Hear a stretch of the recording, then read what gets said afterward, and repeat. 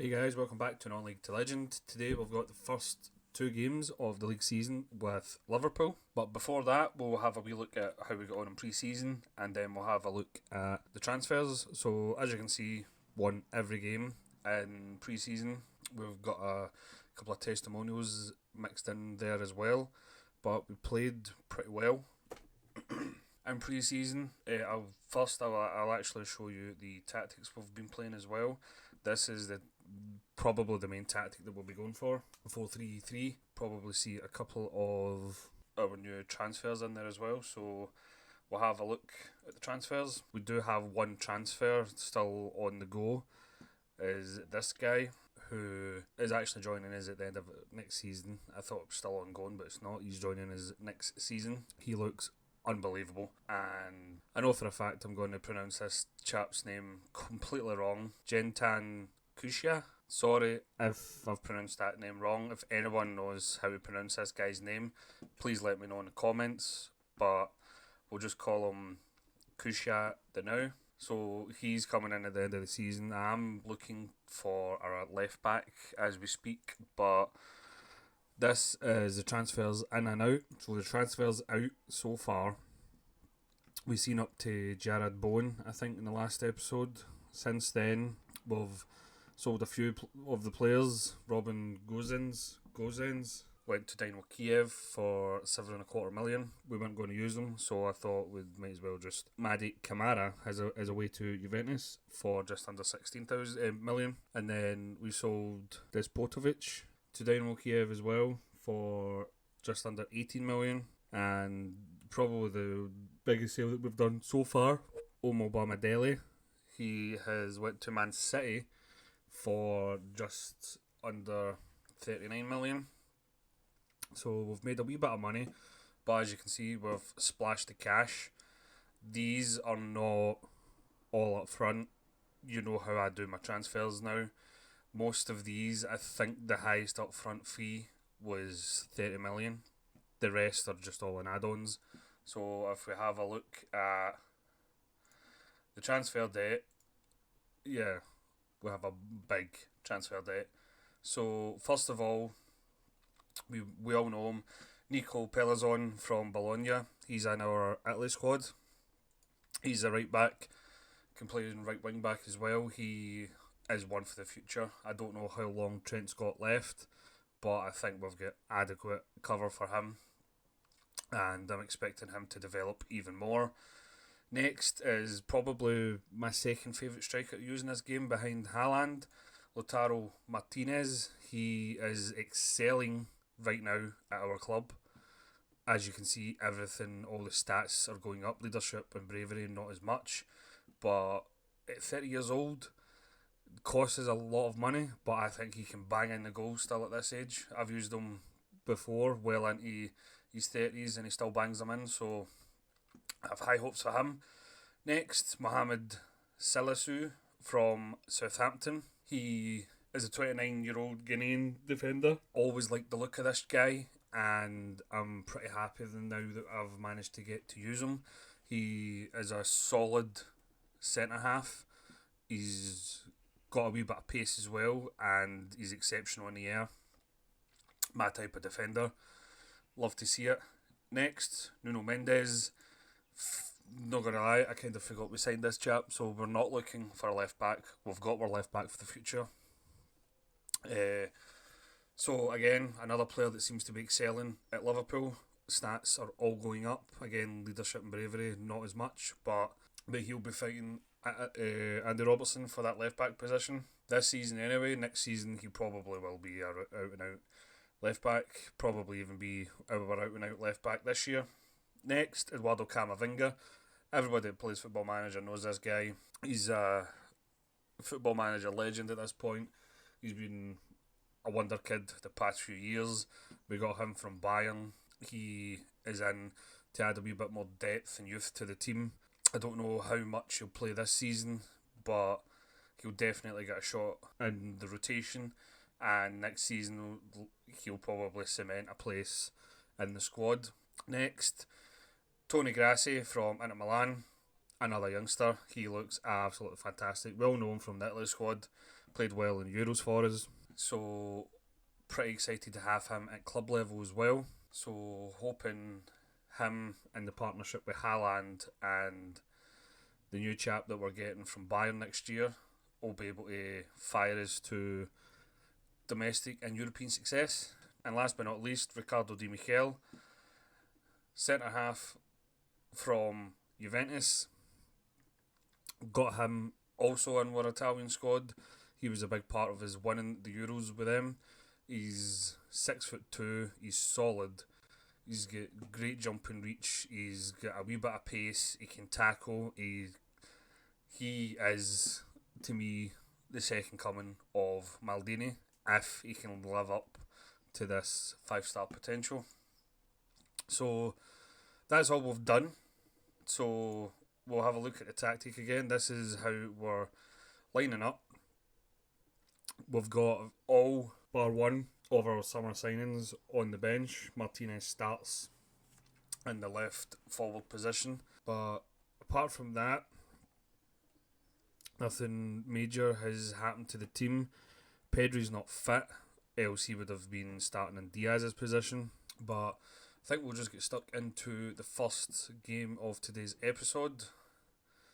We'll just give them all numbers, and hopefully we can start off this league campaign with a win against West Brom.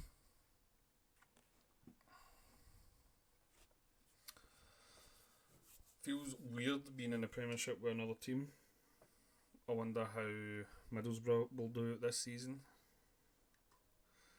Wonder if the new manager will be able to get anywhere near the board expectations. But Haaland was in there, but it gets tackled, and the tackle falls to Salah, who slots it home. Salah scores our first goal in the Premier League for Liverpool. I just need to change this because this is pretty annoying. That's better.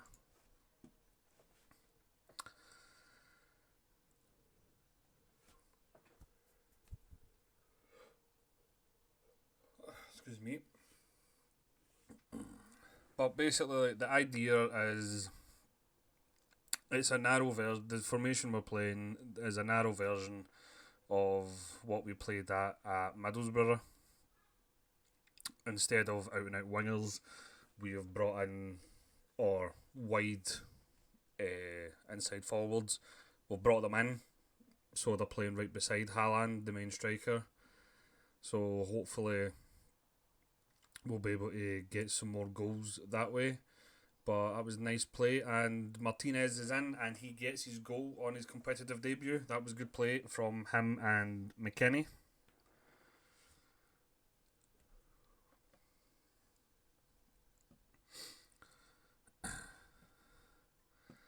I also need to change to make sure the league table is up on the stats. But we're playing pretty well so far. Not pretty well, we're playing exceptional. That was that was a cracking goal from McKennie there. We'll just quickly change this to the league table. Yeah, that was a wonder strike from McKennie.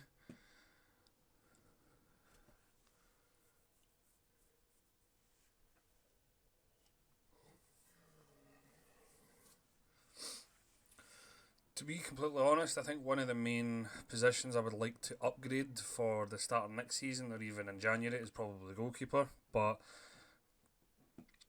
Haaland has now scored 4-0 up. That was a good cross from Trent Alexander-Arnold. That's what I'm wanting from our wing backs. I want them to be more of the wingers. And they're doing a pretty decent job at doing that. Diaz passes it into Lautaro Martinez, back out to Alexander-Arnold, who crosses in. Haaland's there. Second goal of the game for Haaland, puts us 5-0 up. I think this could be a very good season for us. This could be a sending off. It is. So 5-0 down inside 35 minutes, and now a guy sent off. West Brom are not having a good start to the season.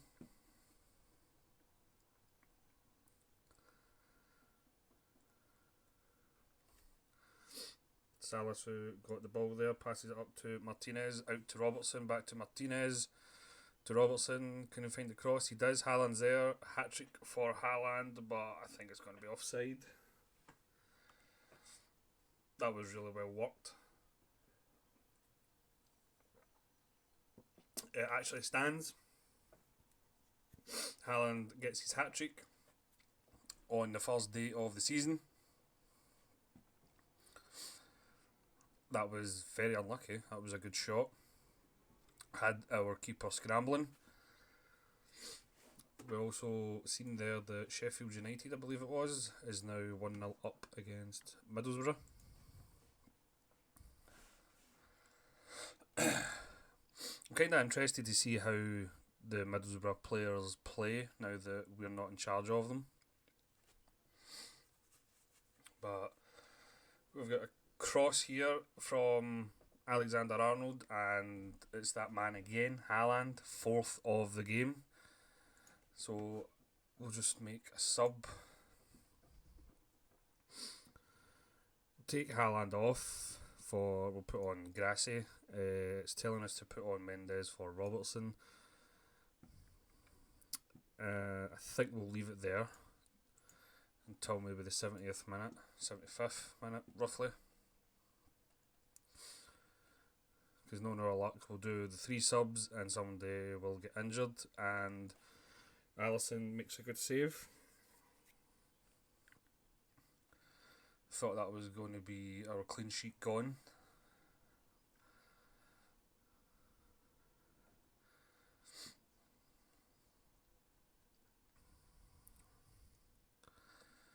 Game's kind of calmed down now after these subs, so we'll make another couple of subs now. We'll bring on Camavinga and we'll bring him on for Savic.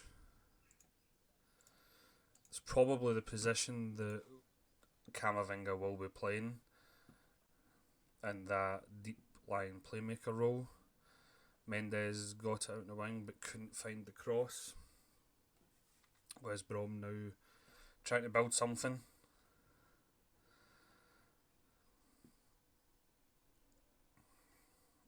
Alexander-Arnold intercepts that. Lautaro Martinez tried to get his second there but just hit it too high.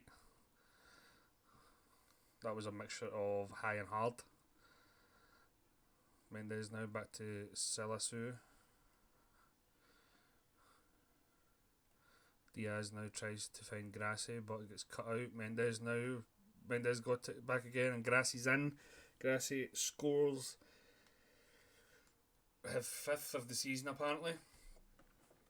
But that's his first goal for Leicester. Sorry, I just seen Leicester popping up there for Liverpool in competitive matches. But I would say that was an exceptional one. I was probably expecting a 1, to be completely honest. Was I expecting that type of one? Probably not. Andy Robertson's picked up an injury, 46 days. We'll probably see a lot of that throughout the season. This will probably be his last, if not second last season at the club. And Martinez scores in his debut along with Gracie. And Mendes and Camavinga and Salisu also made their debuts. That was a good one. So we'll quickly jump forward 7 days to the Burnley match. And I will see you then with the team that we'll send out. Right, and this is the team that we're sending out against Burnley. Only one change to the team that faced West Brom in the last match. Alisson in goals. Mendes, Salisu, Ibanez, Alexander-Arnold at the back. Milinkovic, Savic, McKenna and Diaz in the middle. Martinez, Haaland and Salah up front. Last game was pretty amazing from our point of view. So kind of looking to play the same again this game. And Haaland starts it off with a bang. Less than 10 minutes in, Nuno Mendes goes down the left hand side, crosses it in, Haaland's there to thunder it in. I feel in this system Haaland is going to bag a ton of goals, especially with the high wingers, the high pressing wing backs and the two pressing forwards at either side of him. Ibanez is there to make it 2-0 to Liverpool. That was a good corner and a good header from him. I think we'll just slow down the play a bit so it's easier for you guys to see. We've got a free kick now. Haaland takes it and Haaland scores it.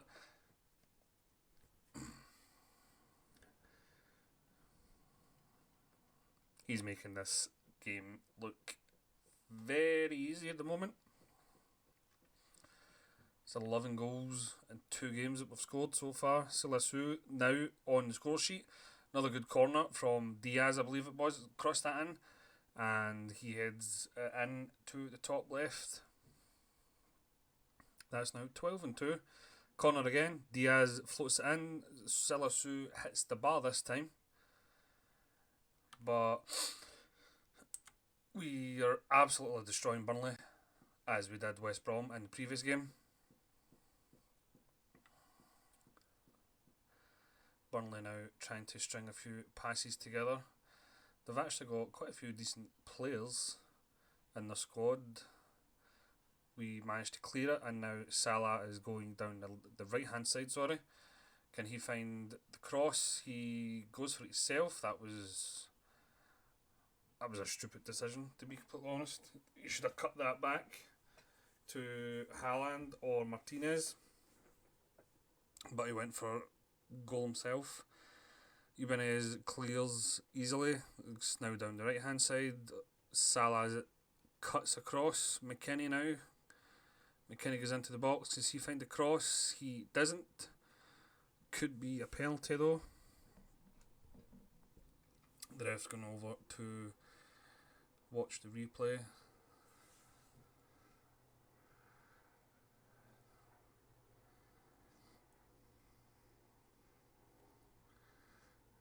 And it's a penalty. I presume Haaland steps up. He does. Hat-trick again. 2 games in a row. Was that ever in doubt? 7th goal of the season for Haaland. Think we've got a good squad here. And the fact that Haaland has scored so many already this season, and the way we've played in the last few games, fair enough. A few of them were friendlies. I'm struggling to see how Liverpool finished so low last season. But Haaland may have strayed offside. I didn't think it was. But this could be 6-0. And it is 6-0 in 35 minutes. This is getting kind of embarrassing for Burnley now. Diaz with the corner again. Gets cleared. Salah picks it up to McKennie. Passes it into Diaz. Can he find the cross? He is. And he is there again. Haaland with... that is 4th of the game. This is 5th of the game. This guy is a machine.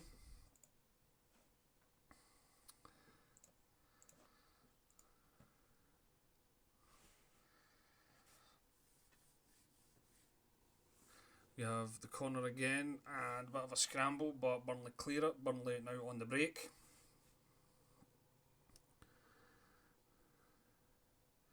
That was a nice cross ball to the other wing, but was that Salisu? Or Mendes, sorry. Cleared it, and Mendes again clears it. Martinez now starts the break. Can he release Haaland? He doesn't. He goes into the box. Can he find the cross? No, that was a good tackle. That was a good run by Martinez.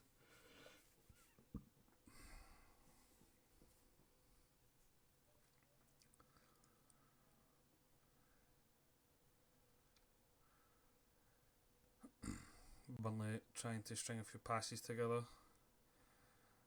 They seem to have played a wee bit better in this half, and that was a fantastic goal. That was absolutely amazing. That was well placed.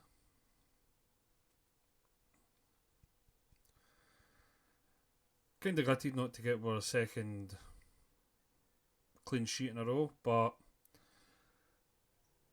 if you're going to let a goal in, you might as well let that type of goal in. This could be offside.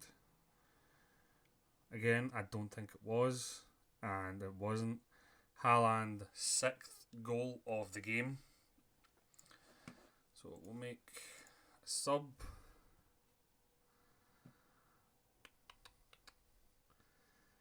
Take off Haaland again. Bring on Gracie. Pedro for Diaz. And again, leave one sub in the back pocket just in case something goes wrong. Alexander-Arnold the corner, and Ibanez heads wide. That was unlucky.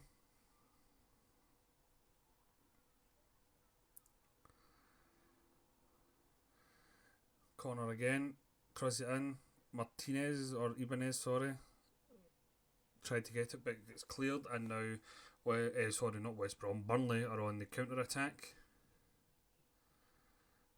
And that was a poor cross, and Alexander-Arnold gets the ball back, and now we can maybe counter their counter attack. Salah now to Pedri, who passed to Alexander-Arnold, who released Gracie, but he could be offside. He may have strayed a wee bit too soon. He didn't. That's our 9th of the game. This is getting a wee bit out of hand, to be completely honest with you. We'll just leave the game running in the background. Burnley scored a second. We'll bring on Kempf for McKennie.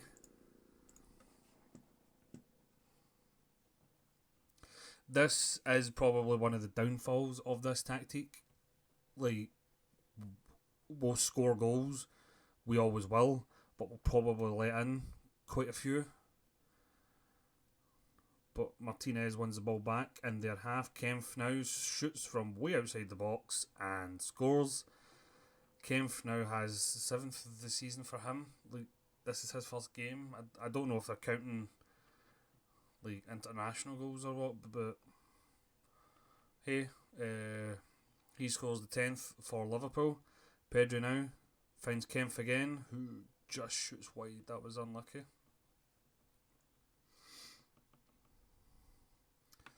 Mendes now to Martinez. Switches the ball to Alexander-Arnold. Can he get the cross away? He finds Pedri, who gets tackled. Pedri comes back to him, but hits the post. That was unlucky. Alexander-Arnold goes into the box, crosses it too far. Martinez picks up. Mendes now tries to cross it, but it gets blocked and goes out for a corner. Alexander-Arnold flings it in, but it gets cleared.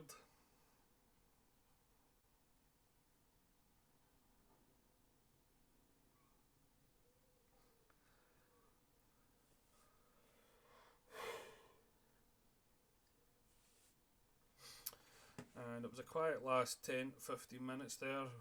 We get the one in emphatic fashion once again. That is, I don't think I've ever had a start to the season like this before in any Football Manager that I've ever played. That is just out of this world, the way we've been playing, especially this guy. He's just getting better. He's 20 years old, and how many goals did he score last season? He scored 25 last season. He's already scored 10. He's only played 2 games. Where is this guy going to finish in the goal scoring charts? Who knows? We'll just need to see how he gets on. In between episodes, next episode will probably... The drop for the Europa League is coming up in a few days' time, so we'll probably come back around about September, end of September, start of October, whenever the first Europa League game is. So if you liked that in any way, please leave a like on the video. If who would like to see more Football Manager 22 content on the channel, please subscribe, turn your notifications on, and thank you very much for watching.